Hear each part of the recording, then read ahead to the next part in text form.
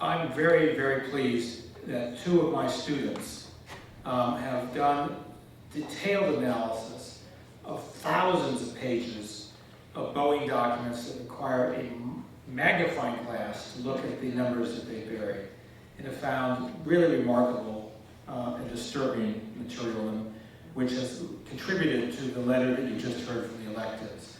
So let me bring them up. Jenna Moto-Melville and Michael Rincon. And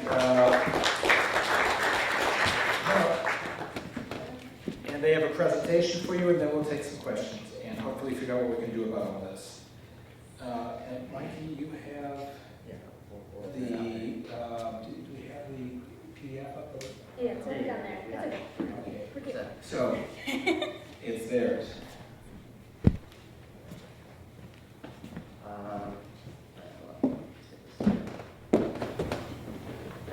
Good evening, everyone. My name is Michael Rincon. I am a student at the University of California, Santa Cruz. I am personally majoring in environmental studies, and I'm also from this area. I'm from Thousand Oaks. So, yeah. Hi, everyone. My name is Jenna Moto-Melville, and I'm also a student with at UC Santa Cruz. I'm a community studies major, so I'm trying to be a community organizer. And I work with Dan Hirsch and Michael Rincon for this program.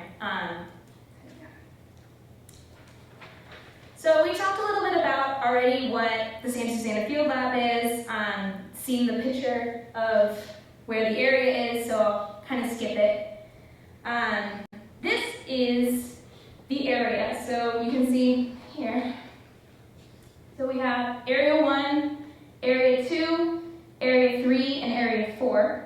And what we, the two of us, have specifically looked at is these two areas. So we have 5-9 South and 1A Central, and these are both, Boeing is in charge of these. And so these are what we're gonna focus on. So to give a little bit of background on this, in 2010, DTSC, the Department of Energy, and NASA signed agreements to clean up all the contamination from the Department of Energy and NASA's portions. Also, in 2010, DTSC committed that the remaining Boeing portions would undergo a comparable cleanup. DTSC has recently reaffirmed that Boeing must clean up its site so that it would be safe for all of the land uses permitted by Ventura County, including homes with backyard gardens. So last summer, Boeing submitted to DTSC 12 risk assessments for these two sub-areas. These reports focus on specific contaminated sites within these sub-areas, and Boeing also identifies sources and levels of contamination, its estimate of cancer and toxic risks from the contamination, and its proposals for no further action. And in case you don't know what no further action means, or NFA, it means that these are the areas that Boeing has proposed to not clean up. In these reports, Boeing estimated the risk from the contamination presently at the site, also proposed areas to be designated for corrective measure studies, or CMSs, or in other words, these areas will be evaluated for some possible cleanup and areas to be designated NFA. They also estimated the remaining risk after their proposed partial cleanup. So what did we do? So we delved right into these reports, and we noticed that right from the beginning, we noticed that these reports range from 600 pages to more than 3,000 pages. And they expect individuals to go through all of these 3,000 pages and understand every part of it. And so we, as students, took the liberty of performing a detailed review of the reports back to front. And we like to quote the late investigative journalist, I.F. Stone, who recommended reading reports from the government agencies and contractors from back to front because of the damning information that is frequently buried in the back. And the executive summaries are often misleading. And as we saw in these Boeing executive summaries, we noticed that these we found the advice quite useful. We found buried deeply in these documents extraordinary revelations by Boeing of the magnitudes of risk from the contamination of the site and how large those risks remain if Boeing leaves most of the contamination. And these were not mentioned in the executive summaries. All right. These are, on this slide we have Boeing's own pre-cleanup risk values. And by pre-cleanup we mean this is what the risk is at the contamination site right now if someone were to live there. So for the systems test lab, Boeing estimates a cancer risk of 9.6 times 10 to the negative 1. That means that if 100 people live there, then 96 of them would get a cancer from the contamination. And this is an astonishing risk level. For the environmental effects lab, Boeing estimates that 3 out of every 10 people exposed would get a cancer from the contamination there. Also take into account that this is in addition to the number of people who would get cancer otherwise. For Happy Valley North, Boeing estimates that every 5th person exposed would get a cancer from the contamination. And for Compound A, Boeing estimates that every 10th person exposed would get a cancer. So once again, to reiterate, these are Boeing's own estimate numbers. To kind of give you an idea of how we kind of found these numbers, we're going to show you one of the documents. So this is one of the reports by Boeing. This is for the Systems Test Lab 4. And to find that 9.6 times 10 to the negative 1 number, we're going to have to go almost there. Almost there. Hold on. This is faster.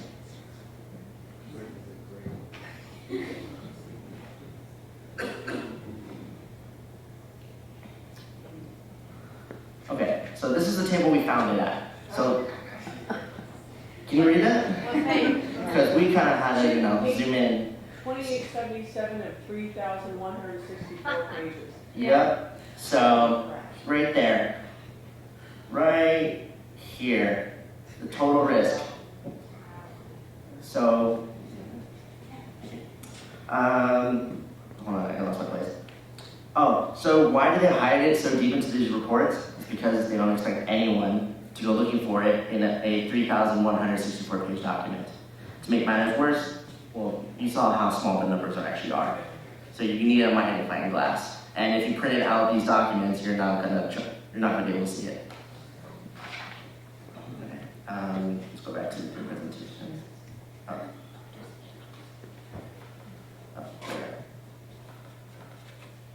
Okay. So the next slide.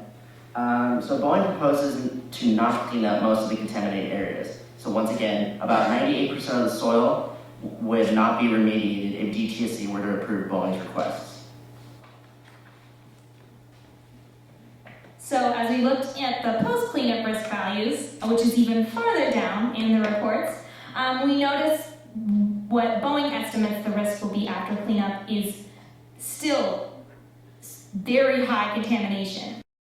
In Happy Valley North, we see that every 5th person would still get a cancer. In Advanced Propulsion Test Lab, 1 out of 100 people would get a cancer. And Environmental Effects Lab and Systems Test Lab, 1 out of 500 people would get cancer. It's ridiculous. And so, as mentioned before, DTSC's cleanup goal is 1 in a million remaining risk. Thus, Boeing is proposing such a weak cleanup that remaining contamination would be as much as 500,000 times higher than DTSC's required cleanup goal. 500,000 times higher.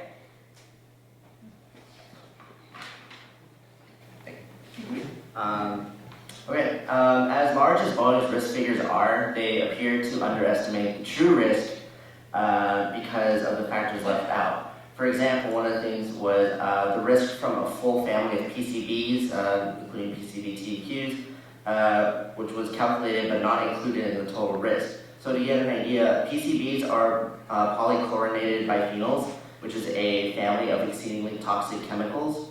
Boeing calculated the toxicity equivalent quotient for the full set of the PCBs that may contaminate these sites, but then did not add that value into the figure it gives for the total risk of each site. So let's go back to that document again.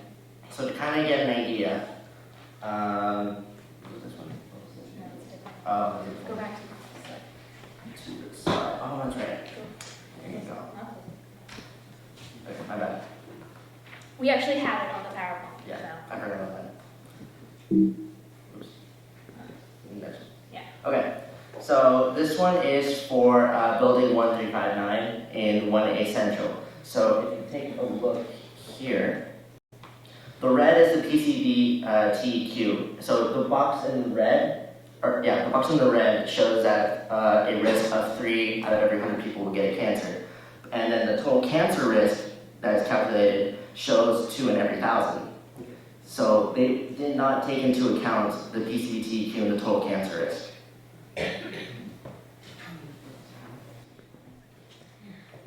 So another underestimation done in Boeing's reports was the exclusion of chemicals from the post-cleanup totals. They do not disclose that they left it out in the executive summary or otherwise. For example, in the system test lab's post-cleanup tables, we noticed the main contributor to the pre-cleanup risk, monomethylhydrazine, left out the post-cleanup values. This was 91% of the cancer risk. And monomethylhydrazine was used for rocket propellant, so it's not a good chemical.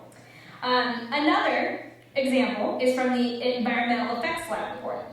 We've noticed that arsenic, 97% of the pre-cancer risk value, disappeared in the post-cleanup tables. These arsenic values were far greater than naturally occurring levels, so there's no reason why arsenic would be missing from these tables. So to kind of go over this one more time for a systems test lab and to show the amount of cleanup actually occurring. So in the pre-cleanup, it shows about 96 out of 100 people. I know you've heard it a few times tonight, but it's a big number. But the post-cleanup risk, so pretty much the risk that remains after the proposed cleanup, that leaves a risk of 1 out of 500 people, which is still 2,000 times higher than the DTSC cleanup goal. Just to kind of get an idea of what happened at Systems Test Lab, it was used for rocket and missile engine testing from the mid-1950s to the 2000s. And after performing these tests, the engines were usually flushed and cleaned with TCE or trichloroethane, or ethene, sorry. Moving on to the Environmental Effects Lab, we noticed that pre-cleanup of 3 out of 10 people would get a cancer than they would otherwise, and a post-cleanup of 1 out of 500 people, which is the same as the Systems Test Lab, which again is 2,000 times higher than DTSC's cleanup goal. And in this lab, it was used for testing materials in high-pressure conditions.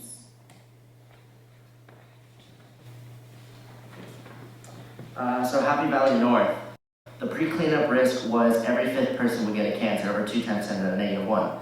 But after the post-cleanup number, it's the same. Every 5th person would get a cancer. That's 200,000 times higher than the DTSC cleanup goal. Stuff that happened here involved experiments involving energetic compounds and detonators, and they also tested rocket and gun propellant. So you also, you will note that for Happy Valley North, there is a huge pre-cleanup risk. The post-cleanup is identical as well. So in other words, they intend to virtually do nothing to clean up the extremely high contamination of this area. All right, so this is taken straight from the letter that you all have.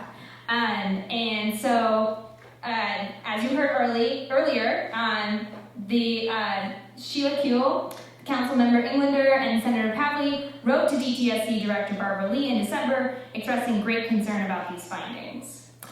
And what ended up happening is Boeing actually responded to this letter. So let's see what they said. DTSC didn't respond. No, DTSC did not respond actually, yeah. Boeing did. So, this is the first part that they say. Boeing responds that it has never committed to a cleanup that assumes the use of backyard gardens, because there will never be such gardens. And so well, we did some digging, and we found that Boeing actually contradicts itself. Surprise, surprise. In Boeing's written statement to NBC in fall of 2015, we noticed that they say the land will be cleaned up so it is safe enough that houses could be built there if it wasn't restricted. In an email in September of 2015, Boeing has referred to this commitment as a cleanup to a suburban residential standard that is applied generally throughout the state, by which we mean a cleanup safe enough that houses could be built there. And Boeing has also stated that Boeing will clean up its property so that it will be safe enough for people to live there. So, sounds like that they said they were going to clean up to a backyard garden standard. Boeing also claims in their letter the consideration of backyard gardens deviates from DTSC's standard suburban residential risk assessment practice, and that DTSC does not normally presume consumption of produce from a home garden and estimating risk for suburban residential future land use. So let me mention that there are two values for suburban residential. So there's a suburban residential, and then there's suburban residential with a backyard garden. And what Boeing is saying is that DTSC does not cover backyard gardens in the suburban residential area.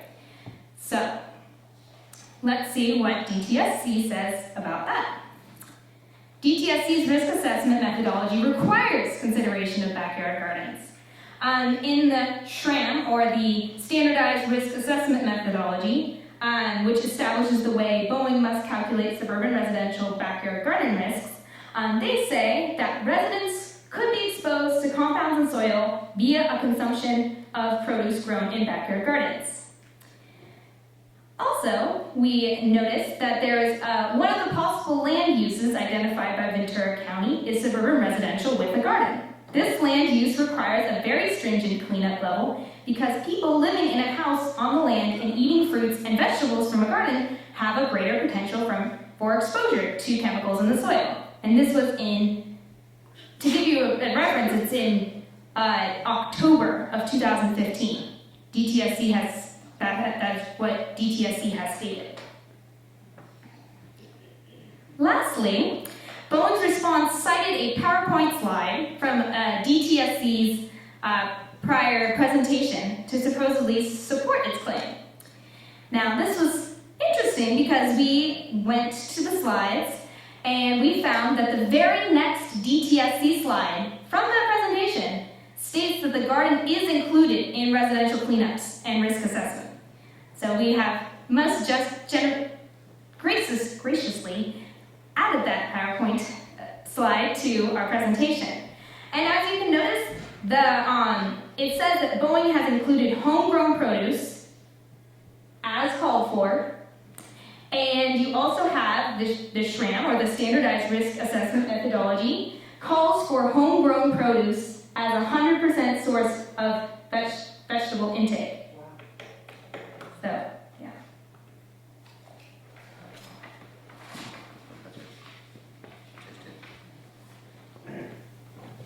Alright, so to kind of conclude of what we've been covering in our presentation, DTSC and Boeing have both promised that San Susanna Field Lab would be cleaned up so that it would be safe to live on the property. This is critical, irrespective of whatever use San Susanna Field Lab is eventually put to, because many people live close to the site, which is why you're here. Contamination from the site has already migrated off-site repeatedly, carried by stormwater moving in groundwater and blown by the wind. It says if Santa Susanna Field Lab is not fully cleaned up as promised, there can be a continued migration to neighboring areas. And finally, Boeing itself has estimated extraordinary cancer risk associated with site contamination. Nonetheless, Boeing has proposed no further action or no cleanup for about 98% of the soil. Boeing's own estimates show very high risk even after the minimal proposed cleanup. And finally, if DTSC approves Boeing's proposal, the great majority of their site would never be cleaned up, and large amounts of contamination will remain available for migration to neighboring